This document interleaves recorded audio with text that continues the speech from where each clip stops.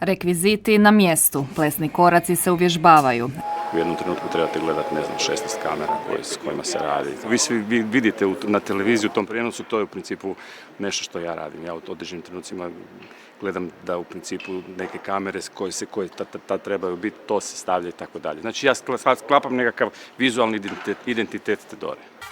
Ove godine obilježava se 70 godina Eurosonga, a u čast te obljetnice pripremljen je svojevrsni glazbeno-plesni omaž.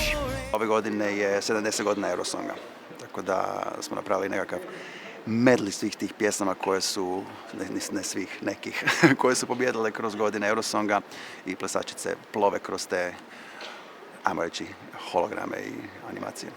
Koji je plesni stil? Čudan. U finalu će o pobjedniku odlučivati žiri i publika. Članovi žirija dolaze iz 4 HRT-ova centra, Zagreba, Osijeka, Rijeke i Splita, a međunarodnu ocjenu daće žiriji iz zemalja sudionica Eurosonga, San Marina, Ujedinjenog Kraljevstva, Norveške i Luksemburga. A nakon što se proglasi pobjednička pjesma, za tim Dore posao neće stati. Mi već sutra počinjemo sa prvim sastancima.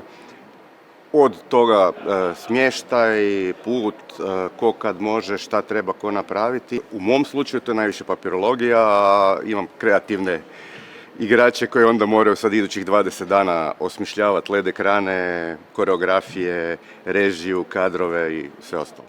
Još nas nekoliko sati dijeli od proglašenja pobjednika koji u svibnju putuje u Beč.